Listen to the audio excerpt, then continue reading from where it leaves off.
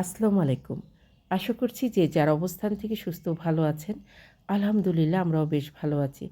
এখানে ১ পট খেসারির ডাল, ১ মুঠোর মতো মুগের ডাল আর ১ মুঠোর থেকেও কম আমি এখানে পোলাওর চাল প্রায় ৬ ঘন্টার মতো ভিজিয়ে রেখেছি। শীতের বিকালে চার সঙ্গে ঝাল ঝাল মুচমুচে পেঁয়াজু খেতে কিন্তু ভীষণ ভালো লাগে। আমি আজকে এই একই ডাল বাটা দিয়ে ২ ধরনের পেঁয়াজু রেসিপি শেয়ার করব। আমন্ত্রণ জানাচ্ছি দিলরুবা হেসেলে। অনুরোধ করব লাইক দিয়ে আজকের পেঁয়াজু বানানোটা দেখে নেবেন। আশা করছি আপনাদের কাছে বেশ ভালো লাগবে। একটা ফ্রাই প্যানে আমি বেশ খানিকটা তেল দিব গরম হতে, আর গরম হতে হতে আমি ডালটাকে মশলা দিয়ে মেখে নেব। এখানে আমি ১ চা চামচ উঁচু উঁচু আদা রসুনের পেস্ট এবং হাফ চা চামচের মতো হলুদের গুঁড়া দিয়েছি। আর কোনো মশলা আমি এখানে ব্যবহার করব না। বেশ খানিকটা কাঁচামরিচের কুচি দিচ্ছি এবং ধনিয়া পাতা কুচি, ২ মুঠোর মতো পেঁয়াজ। অনেক কাঁচামরিচ দিয়েছি, হয়তো ভাবছেন খুব ঝাল হবে। এই কাঁচামরিচগুলো নতুন কাঁচামরিচ, খুব একটা ঝাল না, তবে কাঁচামরিচের ফ্লেভারটা খুব সুন্দর। ২ মুঠো পেঁয়াজ দিয়ে খুব ভালোভাবে মশলাটাকে আমি ডালের সঙ্গে মিশিয়ে নেব। বাচ্চারা খেলে বা অনেকে ঝাল কম পছন্দ করেন, তারা ঝালটা কম ব্যবহার করবেন। আমাদের কাছে কিন্তু ঝাল ঝাল খেতে খুব ভালো লাগে। এখানে আস্ত কিছু মৌরি ব্যবহার করব, এটা বাইটে পড়লে খেতে খুব ভালো লাগে। এখানে কিছু ব্ল্যাক পেপার আমি ক্রাশ করে নিয়েছি, এটা ব্যবহার করব না। আমি এখান থেকে অর্ধেক ডাল বাটা দিয়ে এক ধরনের পেঁয়াজু ভাজবো, আর বাকি অর্ধেক দিয়ে আমি আরেক ধরনের পেঁয়াজু ভাজবো। সেই ক্ষেত্রে আমি ওই ব্ল্যাক পেপারটা ব্যবহার করব। আমি হাত দিয়ে আলতোভাবে মাখবো, ঠেসে ঠেসে মাখবো না। ঠেসে ঠেসে মাখলে পানি ছেড়ে দিবে। মাখার শেষ পর্যায়ে আমি লবণ দেব। আমার যে সকল বন্ধুরা দিলরুবা হেসেলকে সাবস্ক্রাইব করে পাশে আছেন, তাদেরকে অসংখ্য ধন্যবাদ।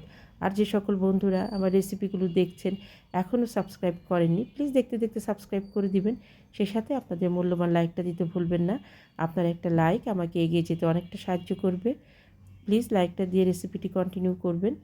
এখানে আমি একটু বড় বড় করে পেঁয়াজগুলো দিয়ে নেব। গ্যাসের ফ্লেমটাকে লো টু মিডিয়ামে রেখে পেঁয়াজগুলো ভেজে নেব। এক সাইড হয়ে যাওয়ার পরে উল্টিয়ে নেব।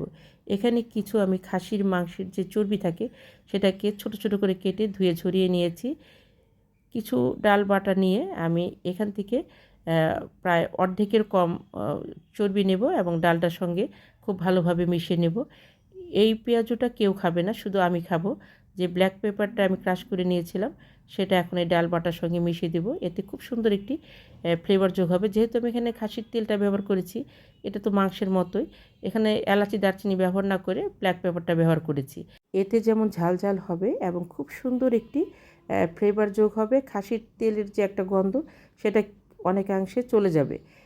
এইখানে ধনিয়া পাতার পরিবর্তে পুদিনার পাতা ব্যবহার করলেও খেতে ভালো লাগে। এই বড়াটা খাওয়া মানে যারা বিশেষ করে স্বাস্থ্য সচেতন, তারা কোনোভাবেই এই খাসির তেলের বড়াটা খেতে পছন্দ করবে না। যেমন আমার বাসার ৪ জন সদস্যের ৩ জনই এটা খাবে না।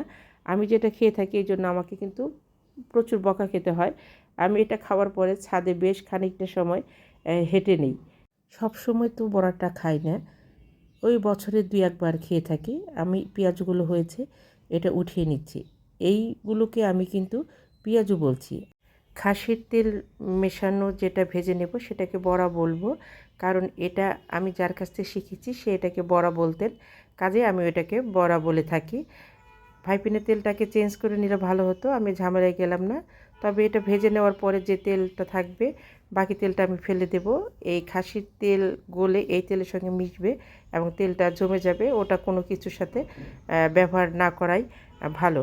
দেশ দেশের বাইরে দূর দূরান্ত থেকে যে সকল দাদা দিদি ভাই বোন বন্ধু, সেই সাথে আমার সাধারণ দর্শক বন্ধু যারা আছেন আমার রেসিপিগুলো দেখে সুন্দর সুন্দর কমেন্ট করছেন, আমি তাদের প্রতি ভীষণভাবে কৃতজ্ঞ। প্লিজ এভাবে পাশে থাকবেন। আমি বড়াগুলো একবার ভেজে আপনাদেরকে সার্ভ করে দেখাচ্ছি। একই ডাল বাটা দিয়ে আমি ২ ধরনের পেঁয়াজু এবং বড়া ভেজে নিয়েছি। আমি অফ ক্যামেরায় খুব সামান্য জিরো ক্যাল ব্যবহার করেছি। আমি একটু মিষ্টি মিষ্টি না, ঠিক এটা টেস্টের ব্যালেন্সটা খুব সুন্দর আসে, এই জন্য ব্যবহার করেছি। আপনারা ইচ্ছে করলে ব্যবহার করতে পারেন অথবা স্কিপ করতে পারেন। অনেকে ভাববেন যে তেলটা দিয়ে বড়াটা ভাজলে হয়তো তেলটা সেদ্ধ হবে না। না, এই দেখেন তেলটা একদম সিদ্ধ হয়ে গেছে। আমার চ্যানেলে এই খাসির চর্বির একটা বড়া রেসিপি আছে, ইচ্ছে করলে দেখে আসতে পারেন। যে সকল বন্ধুরা আমাকে বন্ধু করতে চাচ্ছেন অবশ্যই কমিউনিটিতে নক করবেন। নিজে ভালো থাকবেন, অন্যকে ভালো রাখবেন। আল্লাহ হাফেজ।